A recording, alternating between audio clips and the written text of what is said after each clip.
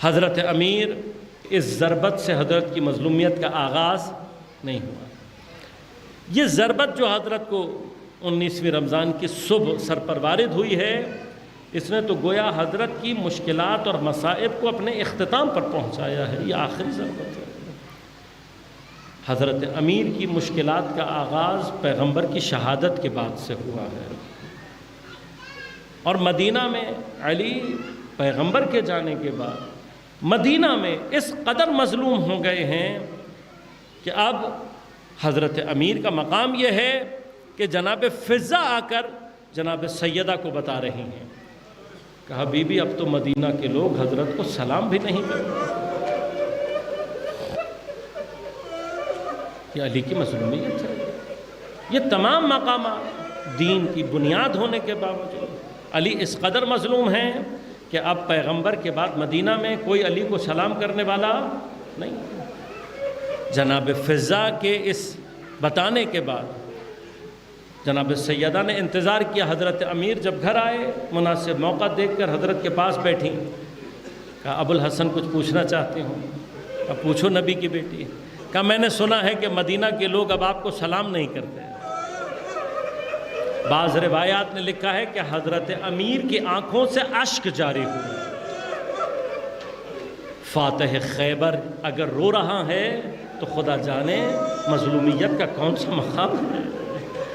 اشک بہا کر کہتے ہیں نبی کی بیٹی بات اتنی ہوتی علی برداشت کر لیتا، نوبت یہاں آ گئی ہے میں سلام کرتا ہوں یہ جواب نہیں۔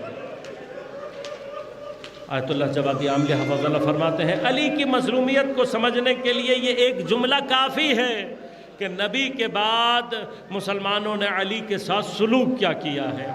اس قدر تنہا ہو گئے حضرت امیر کہ اب کیفیات یہ ہیں، لیکن یہی تنہائی باعث بنی ہے کہ پھر وہ وقت بھی آیا کہ جب علی کے سامنے علی کے گھر کے دروازے کو آگ لگائی، علی کے سامنے جناب زہرا پر جسارت کی گئی، علی کے سامنے علی کا بیٹا جناب محسن شہید ہوئے ہیں ساقط ہو کر۔ علی نے یہ ساری مظلومیتیں دیکھی ہیں، مجھے نہیں معلوم مولا، لیکن کربلا میں امام حسین کے لیے 6 مہینے کے علی اصغر کو دفنانا بہت سنگین رہا تھا۔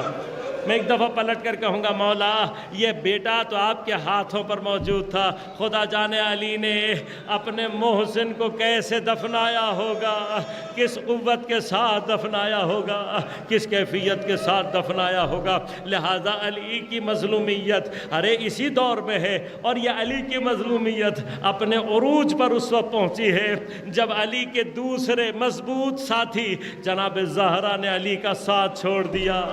علی نے روتے ہوئے زہرا کو غسل دیا ہے، روتے ہوئے علی نے زہرا کو کفن دیا ہے، روتے ہوئے علی زہرا کا جنازہ لے کر خدا جانے کہاں گئے ہیں، یا بقیہ گئے ہیں یا ریاض الجنہ گئے ہیں، کس کونے میں کس تنہائی میں گئے، لیکن راوی نے یہ ضرور لکھا کہ جب میں نے آخری مرحلے میں علی کو دیکھا، ہاتھوں پر سیدہ کا جنازہ تھا، قبر کی طرف دیکھ رہے تھے، کہ بس جب آخری جدائی کا تصور پیدا ہوا کہ علی ایسے دھاڑے مار مار کر روئے، میں نے کبھی علی کو ایسے روتے ہوئے نہیں دیکھا۔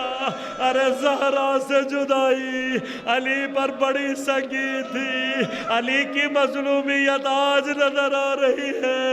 ارے اتنی شدت سے علی نے گریہ کیا کہ قبر سے ہاتھ برآمد ہوئے، علی نے ہاتھوں کو دیکھا، ایک مرتبہ سلام کر کے کہا السلام علیکہ یا رسول اللہ، یا رسول اللہ۔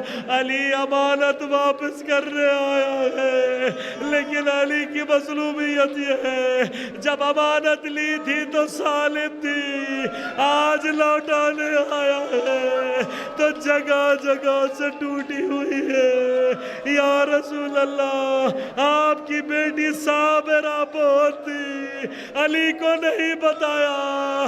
یا رسول اللہ آپ کی بیٹی آپ کے پاس آ رہی ہے، خود اپنی بیٹی سے پوچھ لینا۔ امت نے زہرا کے ساتھ